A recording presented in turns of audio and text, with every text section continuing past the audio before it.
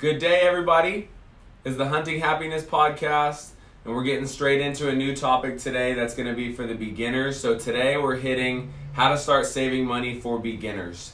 And I want to let you know from jump how you're going to be able to find this podcast and all the other episodes that I'm hitting with myself and with other people. You can go on the Chris P. Austin YouTube channel, and you can hit up any of the podcast hosting platforms and type in Chris P. Austin Hunting Happiness. So today on how to start saving money for beginners, this is a topic that I talk about in a lot of my private sessions with youth and with adults. So I want to be super clear. When I say beginners, I'm not necessarily talking about somebody who's young or below the age of 21. This can be for anybody who doesn't feel like they have their finances in order. This is going to be something that when you start the process can feel challenging, but immediately, once you get in rhythm with it, you're going to really understand the value, and it's going to make you feel more financially free. So the first step to starting to save money for beginners is understanding the 6 different levels of money saving that I'm going to be giving to you. So number 1 is current bills and debt. And I want to be clear about what I'm talking about. So at this point, it would be wise for you to pop open the notes section of your phone or grab a sheet of paper or something that you can have and be able to record this information, because you're going to want to have this information. This is going to be for anybody who's just starting out the saving money process and really wants to get to a new level with that. So current bills and debt. When I talk about that, I want to be super clear. That is going to be the reoccurring things in your life that are necessities. For example, if you're a person who has to pay rent or has to pay on a place that you own, that's going to be a current bill or debt. If you're a person who has to pay the water bill, the trash bill, if you're a person who has a TV bill or an internet bill or a cell phone bill, anything like that that you know is reoccurring, that is necessary for you to be able to live your life on a daily, weekly, monthly basis. So anything that you feel like that's coming in reoccurring, even if it's a car payment for right now, that's got to be put into that category right away. So I am going to give you my suggestions on what things you should put your money into and what things are not worth putting money into, especially if you're at the beginning stage. But for right now, wherever you are with your bills, I want you to understand that first category of current bills and debt, and then make sure that you're starting to put that on the top of your sheet. So what could be current debt? If you owe anybody money, so if you owe somebody for some money that you borrowed, if you owe for some student loans perhaps, if you owe for any sort of debt that you're gonna have to pay back, especially if it has interest, and even if it doesn't have interest, you wanna make sure that that's on that list as well. So current bills and debt. What's next on the list? Taxes. So even if you're a person right now who's not making $600 or more from a company or a corporation, you want to start to have the importance of paying your taxes in your mind. So for you beginners out there, what are taxes? Taxes are a couple different levels of things depending on where you live. Okay, there's a federal tax where you're going to have to be able to pay the government, and then there could be some taxes in your state that you want to be aware of. All right, and if you have even more than that, like if you have home ownership, property tax, things like that. But the big 2 that what you're going to want to be aware of is number 1, having to pay the IRS. So how is that done? What does that mean? How much is that going to be? And then also, what taxes are there within your state that you need to be mindful of depending on where you live in the country and or the world. From there, the 3rd level is going to be that emergency. And emergency is different from current bills and debt. Emergency is going to be in case something unexpected happens. So emergency could be that you have to go to the doctor, or that you have to go to the dentist, or that you unexpectedly have to fix your car, or that you've got to take a plane flight somewhere because of an event that's happening or event that has happened, or something that you're not able to miss for maybe family reasons, something like that. So emergencies that you want to be prepared for, that's going to be the 3rd level. So on your sheet or in that notes section, as you're writing these categories down, there's going to be 6 total for you beginners. Number 1 is going to be current bills and debt. Number 2 is going to be taxes. Number 3 is going to be emergency. Number 4 that you're going to want to have a mindfulness about is retirement. So retirement can be you getting ready to finish working at some point in your life. Retirement can be what you're looking ahead to when you're 80 years old, or retirement could be what you're looking ahead to when you're 40 years old. It's a little bit dependent on the individual, but you do want to have retirement in your mind, and you want to start to prepare for that retirement. So retirement is going to be the time after you have work income coming in, and you're still going to need to be able to live and survive and potentially have a lifestyle. Number 5 is going to be extracurricular. So extracurricular can be thought of as the fun stuff that you want to do. So you want to go to a concert, you want to go to the movies, you want to go to a dinner that you don't normally go to, you want to go out and take a plane flight to a location and do X, Y, and Z, or you want to go to an amusement park. Something like that would be extracurricular, really what you're into. If you want to go to a painting event or an art gallery, if you want to purchase something for your house, that could be seen as extracurricular. So that is not a necessity. That's not a reoccurring thing that's required for you to live, like in current bills and debt. That is something that is an add-on and an addition. And then finally, the 6th level is going to be lifestyle. And how lifestyle differentiates from extracurricular. Lifestyle are also the things that are not perhaps necessities, but you want to make sure that you have funds for them on a weekly basis, on a monthly basis, and potentially on a daily basis as you grow through this. So things that could fall in that category. The food that you eat, that's going to be a part of your lifestyle. The clothes that you have, that's going to be a part of your lifestyle. The type of car you drive, if you're a driver. There's a lot of different things that can go into lifestyle, but I want you to mainly think of what's necessary in order to live the lifestyle that you want. There's going to be a percentage to that. So in order, these things that I want you guys to have in your palette for beginners are current debt and current bills. That is going to be one level, and that's going to take up 20% right now. So make sure that you have that written down. 20% current bills and debt. And then a heaping 40% for taxes. So are you always going to pay 40% of your money in taxes? You're not. But you do want to be prepared. There's so many out there who stumble when it comes to taxes, and that ends up being the thing that really kicks them in the knees and makes them have to be able to recover later on. So it's better to have a little bit too much money saved for taxes than it is to have too little. So 40% of your income or what's coming in is going to go to taxes. And then there's going to be 10% for each of the rest of these. So emergency fund, 10%. Retirement, 10%. Extracurricular, 10%. Lifestyle, 10%. Now, how to keep track of all this, because originally speaking, this can sound overwhelming. It sounds like a lot of different levels, and it sounds like something that you're going to have to be on each month. And there's 2 primary ways that you can do it. And in honesty, it's going to be best for you to start first with this first way and then potentially transition into the second way. So I'm going to give you way number 1. Each week, you can accumulate what you have earned.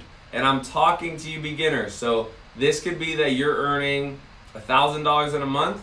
This could be that you're earning $15 in a month. And you're going to want to understand the way percentages work right away. So go ahead and bust out a calculator and say you're getting your $15 a month. You're going to want to divide that out into how much you're making per week. And then you're going to want to know what's 15 divided by 4. Or if there's a month that has 5 weeks, what's 15 divided by 5? And then from that number, you're literally going to break down all of these categories and start to sift. So I don't want you to think that it's a joke to literally be putting cents, not even equating to dollars, just change, cents, into these categories.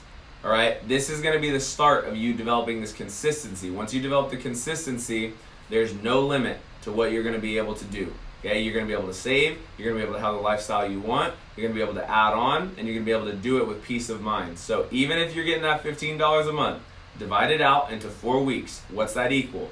And then I want you to divide that into 20% for that current bills and debt, 40% for taxes, 10% for all the rest. Emergency, retirement, extracurricular, lifestyle. And if you're the person making $1,000 a month, same thing. You're dividing that up each week, what comes in.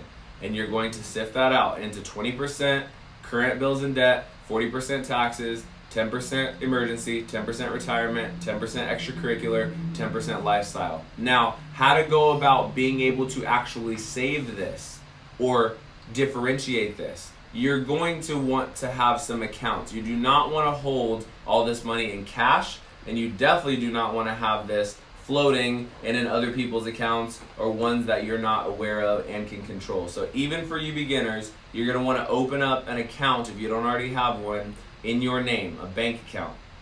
And within that bank account, it can be a checking. And in that checking, that's where you're going to keep the money for your lifestyle. And then from there, you can develop a savings account. Within the savings account, the first one, that's where you can put in current bills and debt. That's where you can also put in extracurricular. That's where you can also put in emergency.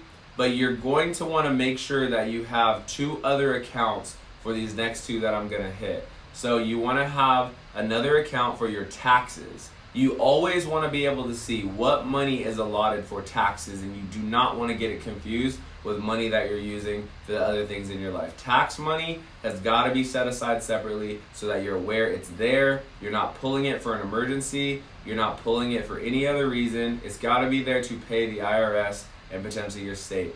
And then finally, you want to make sure that you have a separate account for retirement, because also many people get caught up in the problem where they're reaching into their retirement account and saying, I'll just pay this back later. Retirement, unless you are on your last leg, is something that you want to keep separate and just allow to grow and build. Even if you're putting in $1 a week in retirement, fine.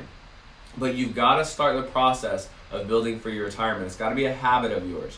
And so if you work for companies in the future, some will have what's called a 401k, and you'll be able to start saving for your retirement through your company. And as you get a little bit more advanced, you're going to want to learn about what an IRA is. And those are going to be ways for you to be able to save money for retirement. But for right now, for beginners, literally, you want to have your checking account and label it as such. You're going to want to have your savings account. And then you're going to want to have 2 more accounts that can be savings, one that's based for your retirement and one that is based for your taxes. And you can go to most credit unions and most banks and be able to set this situation up. Don't worry about credit limits. Don't worry about any of that extra stuff. Just make sure that you have a decent percentage in each one of the things that you're going toward, and start the process of building the consistency. So now the challenging part of this is hearing, wait, Chris, you're telling me that I can have 10% of my income for my lifestyle? And early on in your beginner game, that is exactly what I'm telling you. If you want to be able to have dividends on life, if you want to be able to have fun experiences, peace of mind later in life and as life progresses, and when I say later, I'm not talking about 40 years. I could be talking about a year from now. Okay? It's very dependent on how hard you're going to be willing to work and how motivated you are toward being able to make money and add to this. But you're going to want to have these 6 differentiations, and you're going to want to get organized with them. So you start off, like I said, separating these out by the week. Every week, you're looking at what did I bring in this week, and you're separating it out into the 6 categories: 20%, 40%, 10, 10, 10. 10.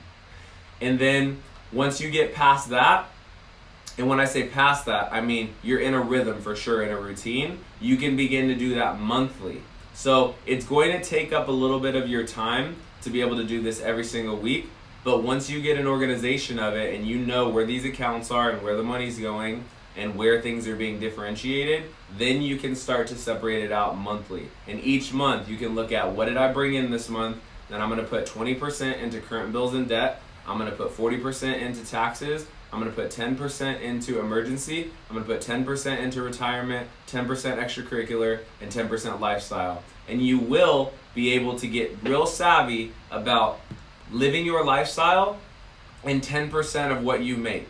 And if you're trying to be extravagant and add in more than 10% of what you make to your lifestyle, then there's going to be some challenges later on. There's going to be some things that you're going to get yourself into a little bit more debt. You're going to get yourself into a little bit more, I have to pay this back, and then that's a hole that you're going to have to work out of later. So the number one thing that you want to start the process of paying off is any debt you have and making sure that your current bills are taken care of, no doubt. Once you have that flow going, that doesn't mean, okay, now it's time to start spending. That means it's time to start upping the potential of what you can make. How do you up the potential of what you can make and get that 10% lifestyle higher? You do that by working hard, making sure that you find crafts that you're interested in and putting just energy into it. And everybody doesn't have to be the same.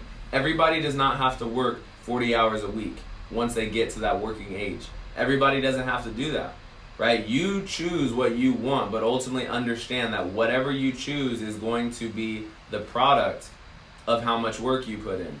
So if you decide you want to do 40 hours a week in something you love, which is the move, okay? Something you love is the move, then do that, and your percentages of what you can make will go up as you get more savvy, you get new ideas, you connect yourself to businesses, okay? And if you're the person who doesn't want to work as much, then you've got to make sure that your money is situated up to where your lifestyle isn't going to be as expensive. And that's okay either way. But what's not worth putting time and energy into is the flash and the glamour early on to get yourself into debt. What the move is, if you want to have real deal happiness and hunt it down, is you've got to feel financial security. And the best way to feel financial security is starting with this process and this program now, immediately, as soon as you can. So remember, 6 categories. Number 1, current bills and debt. Number 2, making sure you have taxes taken care of. Number 3, making sure that emergency fund is really starting to build and you understand the value of it. Number 4, retirement. Number 5, extracurricular. And number 6, getting ready for your lifestyle. If you can separate out into those sections and get that going consistently weekly, and then build that into the future into monthly, I guarantee financially you're going to be able to find happiness. So that's it for this podcast. Where you can find this: YouTube, Chris P. Austin, any of the podcast hosting platforms from SoundCloud, Spotify, Apple Music. Just hit up chrispausten.com/podcast. Find what's best for you. I'd love it if you smash that like button, got in the comments, told me what you enjoyed, what you want to hear next, who you'd like to have on the show. We'll continue to build, keep getting hunting happiness in your ear so we can get to a new level. I'll see you next podcast.